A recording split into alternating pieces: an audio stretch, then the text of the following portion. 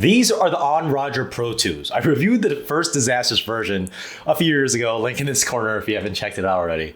Spoiler warning, horrible shoes. Will On have another sophomore slump in this new rendition? Let's find out after you hit like, subscribe, and that notification bell for more original tennis content. This is the On the Roger Pro 2 tennis shoe review.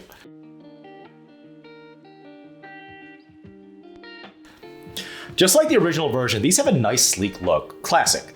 But what I really like about these are the color options that On has provided, where the first version only had like 3 colorways. Slipping these on, I noticed an immediate difference from the first version. These required absolutely zero break-in period, a strong juxtaposition from the first version where it took almost 12 hours, damn near the entire life of the shoe before the pain subsided. Although admittedly, when just wearing them around the block and untied, these are actually very, very tight fitting. And keep in mind, I have a very flat arch and slightly narrow foot profile. However, when I laced them up, also good lacing system by the way, the tightness weirdly subsided. I felt like these shoes were able to expand and breathe from initial width. Although I will say my right pinky toe does start to rub up against the internal material after about 2 or so hours of use, it's a very minor complaint. Concerning the feel of the shoe, it actually seems like On has added slightly more padding, but it does not take away from the feeling of the court under your foot. The added minimal cushioning is damn near perfect to balance out the feeling, comfort, and weight of the shoe overall. Speaking of the weight, I was absolutely shocked at how heavy these shoes actually were in terms of static weight. Weighing in at 15.2 ounces in US men's size 10.5, these shoes felt like sub 13 ounce tennis shoes. An amazing achievement by On. Also, the traction of this tennis shoe is near perfection on the court, similar to the first shoe. I'm able to stop on command and also slide on hard court when needed. Is this a perfect shoe? Absolutely not. Let's talk about the cons after you follow me on Twitch and Instagram.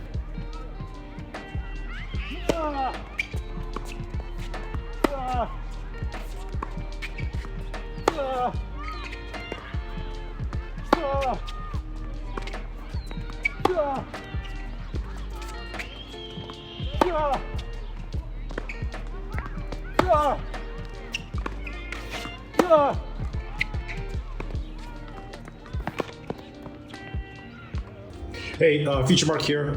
This is about 10 hours in on the On Roger Pro 2s, and you can see, again, keep in mind, this is a speed shoe. The outside edges are wearing out a bit, but definitely no wear on the soles, maybe here a little bit on the outside. But for a speed-oriented shoe, this is actually not bad, if not even pretty decent in my opinion. But Bear, what do you think? Honestly, for me personally, very surprised that this is very, very different in terms of even just durability than the first version. So good job to On. Towards the end of the life of these shoes, I did start to feel infrequent, maybe rare heel slippage, especially when backing up in a diagonal manner. And as previously mentioned, the pinky toe does seem like it needs more room in the toe box, at least my right pinky toe, especially if you have big calluses like mine. And when casually wearing them around the arches, they feel tight for some odd reason. And lastly, these shoes are at a whopping 200 US at the recording of this video, which is an insane price for even a European company without a durability guarantee. So what do you guys think? Have you tried the On the Roger Pro 2s? Did I hit the sweet spot or did I completely shank this one? Leave a comment down in the section below, or better yet, join my Discord for all things tennis. And as I previously stated, I have a very flat arch and slightly narrow foot profile in US men's 9.5.